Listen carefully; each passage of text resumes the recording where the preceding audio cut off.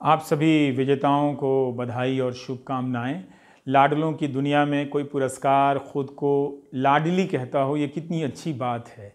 कितनी ज़िद है इस नाम में। जो प्यार और प्रोत्साहन काम करने की जगह में नहीं है, शायद इस नाम से और इस पुरस्कार से उसकी भरपाई हो जाती होगी।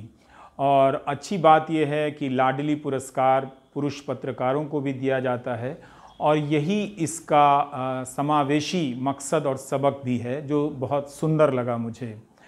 मैं सूचनाओं के संसार को अक्सर कंप्यूटर या लैपटॉप के नीचे बने उस बिन बॉक्स की तरह देखता हूँ, जहाँ अनंत सूचनाएं तेज गति से आती हुई कचरे के ढेर में बदल जाती हैं और वहाँ चली जाती हैं, समाप्त हो जाती हैं। तमाम माध्यमों के बावजूद सूचनाएं प्राणहीन हो गई हैं। ऐसे में आपको लग सकता है कि आप जो बेहतर काम कर रहे हैं, इतना रिस्क उठा रहे हैं, उसकी कोई उम्र नहीं है। मुमकिन है आप कभी बहुत अच्छा लिखने के बाद अकेलेपन का शिकार भी होते होंगे कि किसी ने पढ़ा नहीं, किसी ने देखा नहीं। ये स्वाभाविक है, ये मेरे साथ भी होता है, ये आपके साथ भी होता होगा। मगर ये रुकावट का सबब नहीं बनना चाहिए किसी के लिए भी। जब तक एक पाठक बचा हुआ है, एक दर्शक बचा हुआ है, हमें उम्मीद नहीं छोड़नी चाहिए। सूचनाओं की उम्र लेकिन एक चीज़ से बढ़ जाती है। अगर बहुत से पत्रकार लगातार काम करते रहें, लिखते रहें, रिस्क उठाते रहें, बोलते रहें, तो धीरे धीरे वो एक ईंट की तरह बनते चले जाते हैं, जो किसी वक्त बुनियाद रखने के काम आएगी।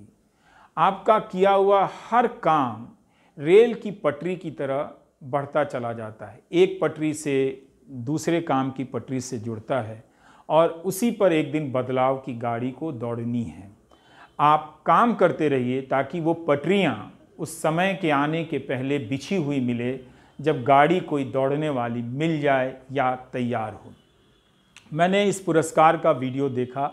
बहुत सारे नाम और बहुत सारे प्लेटफॉर्म, सिर्फ दिल्ली का जमावड़ा नहीं है, सिर्फ बड़े चैनल या मुख्य धारा की मीडिया का जमावड़ा नहीं है, इसमें फ्रीलांसर भी हैं।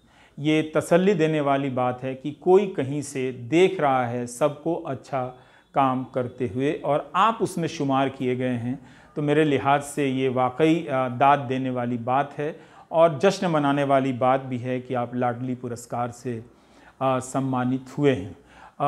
कई बार आप यूँ सोचिए कि सूचनाओं के संसार में उस पाठक का योगदान कितना बड़ा होता है, कितना कई बार अखबार से भी बड़ा हो जाता है जो संपादक के नाम पत्र लिखता है।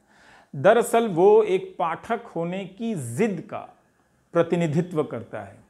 उसी तरह से आप लिखते रहिए और एक पत्रकार के होने की जिद का प्रतिनिधित्व करते रहिए, उसकी भूमिका आप निभाते रहिए, आगे पीछे और मत सोचिए।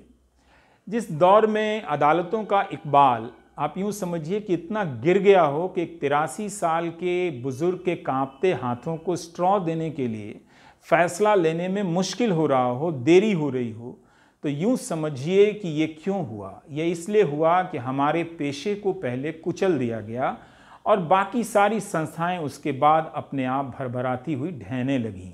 जनता की निगाह पे जब पर्दा डाल दिया गया है मीडिया के ज़रिए, तो अब उस पर्दे के पीछे का खेल बड़ा हो जाता है, उसकी सीमाएं अनंत हो जाती हैं। तो इसलिए आप लोग बुनियाद की ईंटों के लिए काम करते रहिए, ईंटें बनाते रहिए और हौसला मत छोड़िएगा। इस पुरस्कार के केंद्र में जेंडर सेंसिटिव को भी रखा गया है, वही है भी। दरअसल कोई जन्मजात नहीं होता है। जेंडर सेंसिटिव होने का मतलब है कि आपको एक लंबे समय तक के लिए ऑपरेशन थिएटर में डाल देना होता है। हमारे आपके जहन में के भीतर कई तरह के रूप और रंग बदलकर पितृसत्ता के लक्षण रहते हैं। मैं खुद उस ऑपरेशन थिएटर में हूँ, अभी तक निकलने की कोशिश कर रहा हूँ। दो तरह की भाषाएं होती हैं, एक भाषा और एक देह भाषा, और दोनों ही भाषाओं के हिसाब से देखें तो पितृसत्ता हमारे पेशे में कूट कूट कर भरी है। कोई न्यूज़ रूम ऐसा खाली नहीं है जो इन दोनों भाषाओं के लिहाज से पितृसत्तात्मक नहीं है।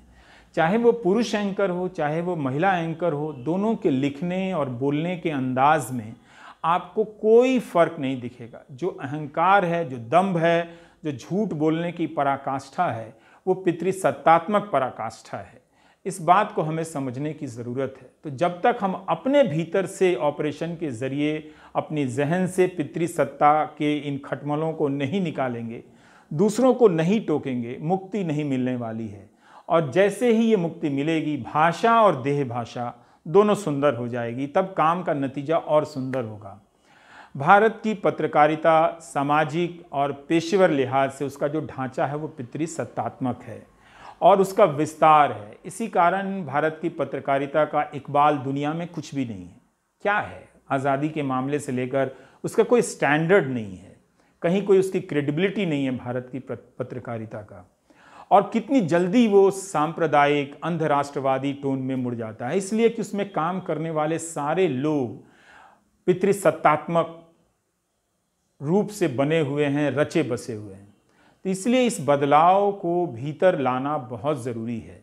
आपका कितना भी अच्छा दोस्त हो, जब भी उसकी भाषा और देह भाषा में कुछ गड़बड़ियाँ दिखे तो अधिकार के साथ नोट कराइए, कई बार प्यार के साथ भी, लेकिन ज़्यादातर अधिकार के साथ नोट कराइए कि ये नाकाबिले बर्दाश्त है, इसे आपको बदलना होगा। एक बात मैं और कहना चाहता हूँ कि आप सब बेहतरीन पत्रकार हैं, मुझसे ज़्यादा या किसी से भी ज़्यादा सुंदर सोचते हैं, अच्छा सोचते हैं, लिखते हैं, साहसिक हैं।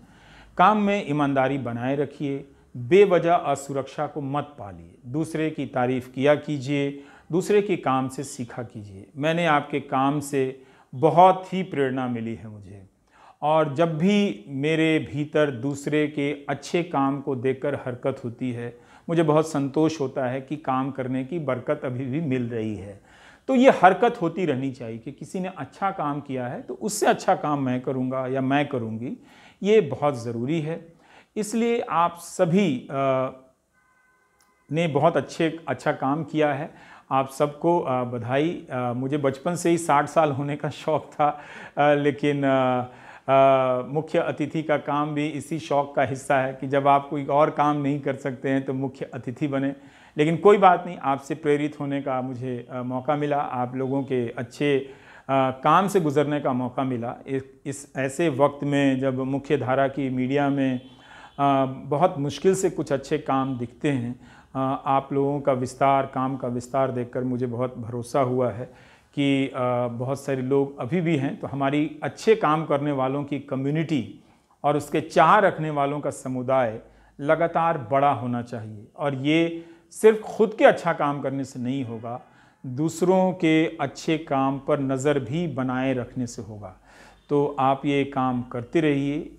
एक दिन ऐसा ज़रूर आएगा जब कोई बदलने आएगा, तब उसे बहुत सारे ईंटों की ज़रूरत पड़ेगी, और उस दिन के लिए आप और हम बहुत सारी ईंटें बनाकर छोड़ रहे हैं। वो ईंटें बेकार में नहीं जाने वाली हैं। वो 1000 साल बाद भी जब खुदाई से निकलेंगी तो उनकी क्वालिटी, उनकी गुणवत्ता यकीन दिलाएगी कि किसी ने ईंट बनाने में कोई कसर नहीं छोड़ी, भले ही इमारत नहीं बन सकी। आप सभी को फिर से बहुत बहुत शुभकामनाएं और बधाई।